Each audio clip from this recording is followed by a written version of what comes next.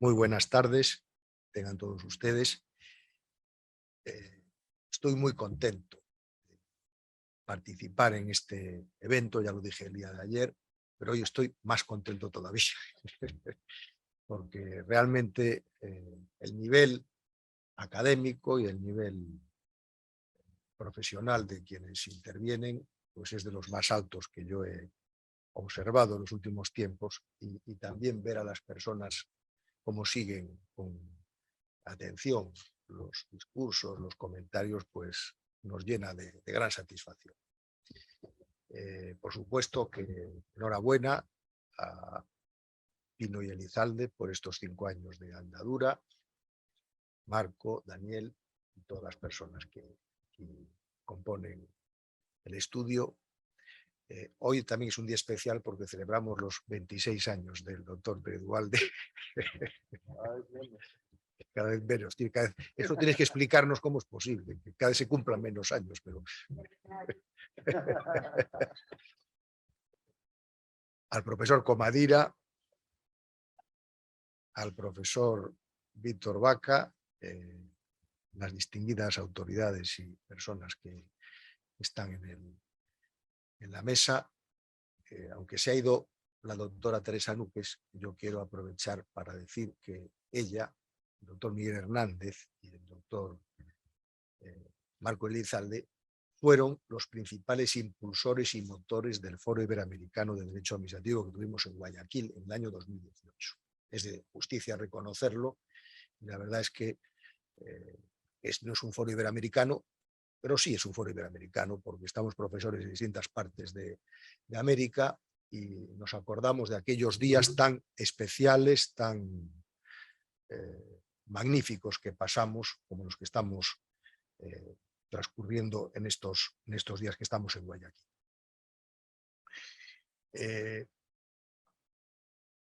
Suscribo de la cruz hasta la raya lo que ha dicho el colega y amigo Pablo Comadira en relación con el derecho administrativo, su definición. Claro que Meilán hablaba de situarse y definirse frente al derecho administrativo.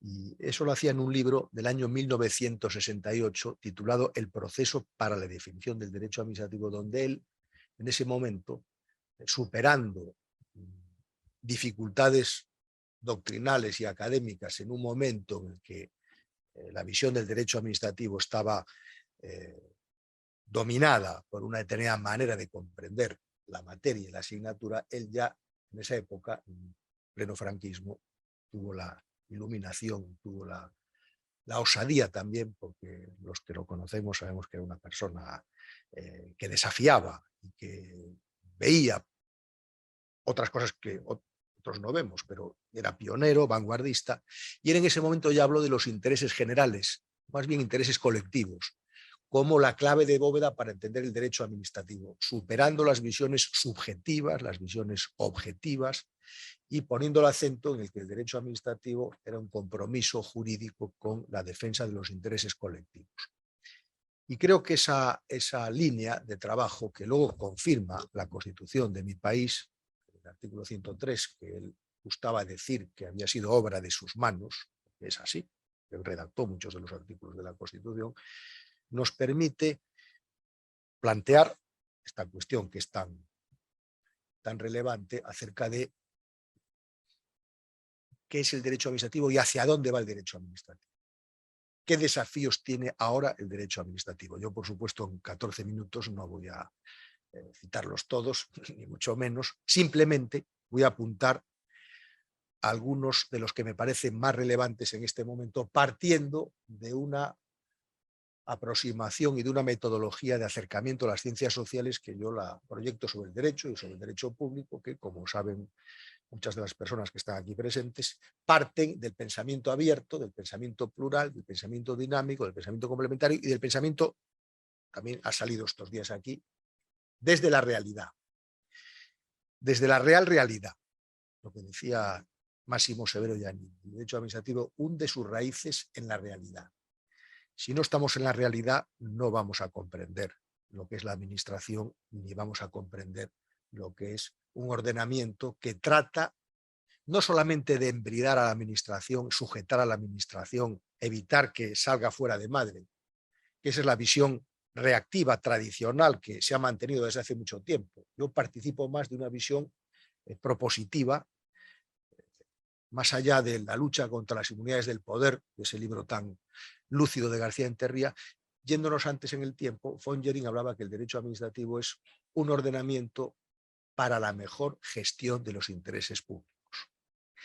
Y creo que la construcción del moderno derecho administrativo, por supuesto, partiendo de que es un dique de contención frente a los excesos del poder económico, del poder político, pero también tiene que comprometerse en la construcción de categorías jurídicas y de instituciones jurídicas. También se ha dicho aquí en estos días, me parece capital recordarlo, que parta de la dignidad humana.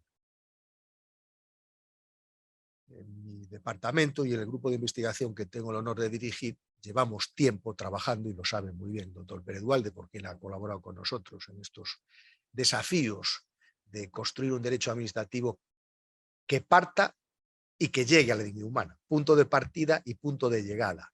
Y claro, ahí cuando pensamos en el derecho administrativo y en la administración pública, desde esta atalaya, desde este observatorio, nos damos cuenta de que el vehículo, de que el edificio, si pensamos en la administración como un auto, como un vehículo, pues a lo mejor no está manejado por las personas que deben manejarlo, que las señales del tráfico no son las que propias del siglo XXI, que igual ese auto es un auto del siglo XIX, del siglo XVIII, que hay que modernizar. Incluso a veces quienes dirigen ese auto no son conscientes del tiempo en que viven y siguen aferrados y siguen esclavizados, por así decirlo, y perdonen la expresión, por privilegios, prerrogativas, por clichés, estereotipos que necesitan ser remozados. Por eso yo hablo mucho del pensamiento abierto, porque necesitamos liberarnos de muchos clichés y estereotipos que todavía, fruto de inercias del pasado, habitan en la mente de muchos profesores y de muchos operadores de la administración que siguen anclados en la visión vertical y en la visión tecnoestructural, desde la cual el interés general no es más que la expresión de los grupos dominantes o la expresión de una manera unilateral de entender el poder, sea de la naturaleza que sea. Pensamiento plural, porque el pluralismo es un valor superior del ordenamiento jurídico según nuestras constituciones, y tenemos que ser conscientes de que no hay soluciones únicas a los problemas, que hay que razonar, y el derecho administrativo también tiene un compromiso y tiene pues una deuda permanente con esa objetividad que tanto predicamos de hacer de las administraciones públicas, que se expresa en forma de estándares elevados, exigentes de motivación en las decisiones discrecionales. Pensamiento dinámico, porque las instituciones están continuamente cambiando. Aquí podríamos irnos a Heráclito y Parménides sobre lo que es el cambio, sobre lo que es el inmovilismo, sobre lo que es la reforma. No todo es cambio, ni todo es inmovilismo. Hay posiciones intermedias y desde esa perspectiva nos damos cuenta que las instituciones van cambiando con el paso del tiempo, que el modelo del Estado influye de una manera muy directa. No es lo mismo el Estado liberal de derecho que el Estado social y democrático de derecho, y ahora esa cláusula del Estado social y democrático de derecho nos desafía y nos interpela, como lo hace la pandemia, para que seamos capaces de que esas instituciones reciban la potencia y la luz constitucional de esos valores, de esos parámetros que están en la norma de las normas y que con dificultad a veces expresan las instituciones del derecho administrativo. Y es un pensamiento compatible también, porque ya pasaron los tiempos, el bueno de Hegel, ¿verdad? Porque el Estado ya no es la encarnación del ideal ético, ni tampoco el mercado es la panacea única y la asignación perfecta de bienes y servicios. Y entonces las alianzas público-privadas, la cooperación, la colaboración, el interés general entendido en clave de diálogo entre lo público y lo privado, entre lo público, lo privado y lo social, cada vez tiene más presencia. Y por supuesto, pensamiento desde la realidad. Tres desafíos. Partiendo de estas 5 minutos me van a sobrar algunos. Derecho administrativo global. El derecho administrativo global es una realidad de la que se habla mucho, es infieri, está en construcción, ni mucho menos está terminado. A los jóvenes les lanzo la invitación a que investiguen, porque son temas de investigación muy importantes. Hay una cantidad de sujetos públicos, privados, híbridos que pululan en el firmamento de los sectores globales que necesitan de ser adobados por los principios del derecho. Meilán hablaba del derecho administrativo principial para rescatar una idea de los inicios del derecho administrativo del Consejo de Estado francés y para llamar la atención sobre el déficit que tiene estas reglas. Yo ni siquiera le llamo normas jurídicas, reglas que en materia financiera, agraria, pesquera, medioambiental surcan el mundo mundial y que muchas veces ni siquiera resisten los estándares más ordinarios de la participación, de la revisión judicial, de la transparencia, y por eso hace falta construir este ordenamiento. Piensen, por ejemplo, lo que ha pasado con la pandemia, las normas de la OMS, las contrataciones globales, la transparencia, y se darán cuenta que esto necesita replantearse. El derecho administrativo es la lucha contra la corrupción, fomentando la dimensión preventiva. Este es otro punto muy importante. Superando una visión formalista del compliance, que muchas veces se nos llena la boca con la importancia del compliance, que no voy a ser yo quien la censure, ni mucho menos, pero si el compliance no está impregnado de los valores jurídicos, al final no es más que pues, una fachada que incluso puede ser contraproducente. Ley y reglamento es otro tema de este tiempo. La función de la ley y la función del reglamento, que es lo mismo que decir la función de los derechos fundamentales. Y algo dijimos en la sesión inaugural, que el legislador cumpla la función que tiene y que la administración cumpla la función que tiene. Y la administración tiene una función de servicio objetivo del interés general con muchísimas capacidades, pero que, por favor, que no se nos meta a limitar derechos fundamentales, porque eso es materia del legislador. Y en la pandemia hemos visto cómo se ha rebasado muchos países estas funciones y estas actividades. Medidas cautelares. Es un punto que yo lo tenía aquí anotado porque me parece que hoy en día las medidas cautelares, aparte que hace ya bastantes años fue objeto de la tesis doctoral que me dirigió el doctor Meilán, el doctor Elizalde, a él un poco más tarde, pero era un tema de gran envergadura. Y vemos hoy en día cómo en los juicios sobre la eficacia del acto, el contraste, la ponderación jurídica de los intereses en conflicto, interés público, interés privado, que el recurso no pierda su finalidad legítima, el concepto de irreversibilidad,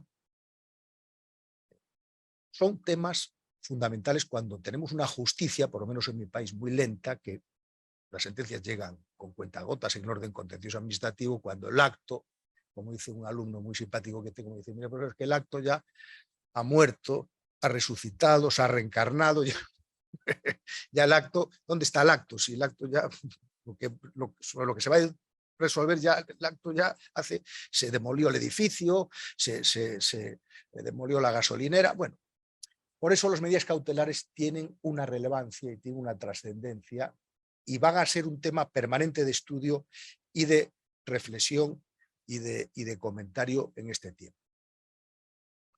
El derecho de la organización también es un tema, decía antes Víctor, ¿no? No digo que tengamos que volver a Gierke o a Jelinek, siempre hay que conocer sus teorías, pero hoy en día estamos viendo cómo toman decisiones no solamente órganos puramente administrativos, esto en el escenario global, sino órganos o entidades público-privadas. Fíjese la importancia que tiene el Instituto de Certificación Industrial, que nos obliga a tantos países para clasificar a un contratista, estar al día de las ISOs 4.000, 5.000, no sé qué números, y si no se tienen esas ISOs no se puede entrar a un contratista. ¿Y qué es el Instituto de Certificación Industrial? No es un órgano administrativo. Y sin embargo, la relevancia que tiene en el concierto internacional desborda cualquier posibilidad de pensar en que sea un órgano de relevancia general. Fíjense, ya con esto termino, en el panorama global han emergido 3 palabras muy preocupantes: irrecurribilidad, irresistibilidad e inimputabilidad. Para calificar muchas decisiones, piensen comités antidoping, piensen derecho de las federaciones internacionales que se saltan a la torera los ordenamientos internos, donde no se reconoce la jurisdicción interna. Todo esto a los juristas nos tiene que preocupar. Nos tiene que preocupar, y a los más jóvenes más todavía, porque tenéis por delante una gran tarea para construir un derecho administrativo moderno, conociendo bien y estudiando a fondo las instituciones, pero para dotarlas de esa textura que plantea la Constitución. Y porque el derecho administrativo tiene un compromiso también en la mejora de las condiciones de vida de los ciudadanos. Y esto no es una palabrería barata o hueca, no. A través de las actividades de la administración, de las subvenciones, de las sanciones, de las autorizaciones, de las licencias, de cualquier título habilitante, ya termino, es posible que las personas puedan vivir en mejores condiciones. Y este desafío es un desafío que no es fácil. Y no es fácil cuando se tiene la mente cerrada por la visión inercial del privilegio y la prerrogativa. Porque el derecho administrativo, como decía el primer día, es un ordenamiento para la protección, para la defensa y para la promoción de la dignidad del ser humano y los derechos fundamentales de ella derivados. Muchas gracias.